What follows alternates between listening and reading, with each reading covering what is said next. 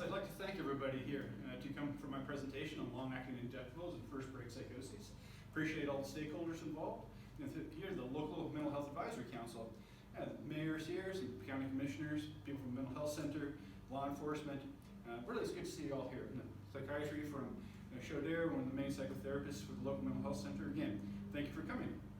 Really, it's good to have community input when developing proposals like this. Long-term prognosis in schizophrenia can be vary quite a bit. It's characterized by hallucinations and delusions, The first 2 to 5 years are essential for long-term prognosis. And this is the thing with schizophrenia, the first 5 years.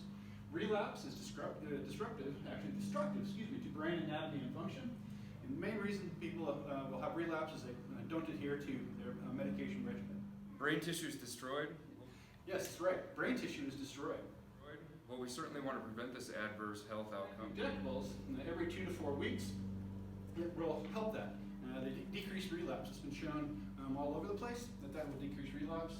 There's lots of types of them, and meta-analysis show them to be beneficial over oral antipsychotics. So this is the thing.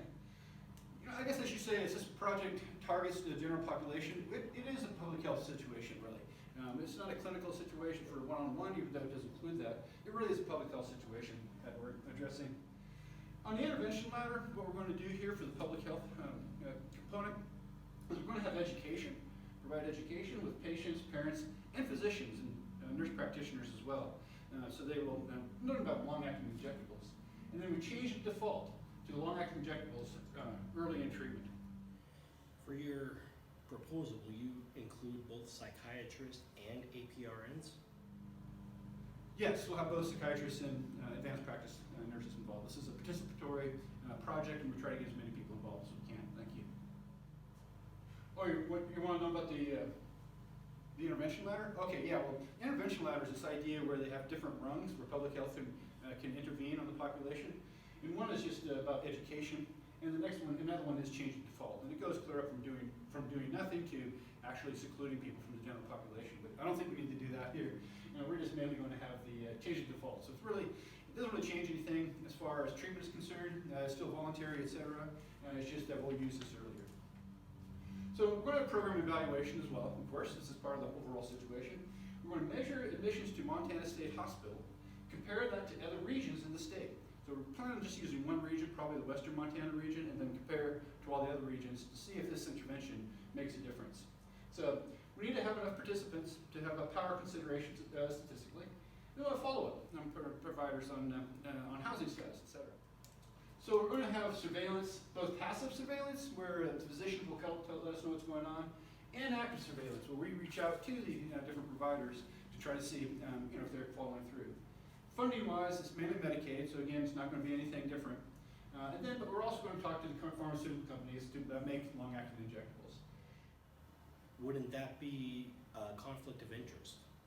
Yes, there are ethical issues, but they're tempered due to these multiple companies sponsoring the program. I think that will mitigate the issue with the potential conflict of interest. If you say so. Now, because they have psychotic illness, it is a form of weak paternalism, that's for sure. There does have that because of the nature of their illness. But even that said, it's still voluntary. We respect for persons and agency because we'll give informed consent. And it's not really changing the overall treatment, it's just having these long-acting injectables earlier. Cost-effective analysis. Now, not really cost-benefit analysis. We're not going to do that. We're looking at cost-benefit effective, looking at quality and annual life years, the qualities. What age groups are we talking about? We're talking about first-break psychoses. This is what's so cool. So it's going to be these young people, and prioritizing these young for illness. This should be in the late teens, early 20s where they get this illness. That'll save life years. Have you considered using minocycline? Oh, you mean the antibiotic that's used to suppress microglia? Yes, that's one. No, even though the literature is exciting on that, we're not going to use it because it's just going to complicate it, and we really want to see if this is effective. To look at it's one of the main, main issues we want to look at is effectiveness of care. How do you plan on protecting the privacy and confidentiality of those involved? Oh, the data will have all identifiers erased before we have it. Thanks again. So, yes. Yeah, again, that'd be confidential. Are you planning on publishing it? Do I plan on publishing results? Oh yeah, of course I am.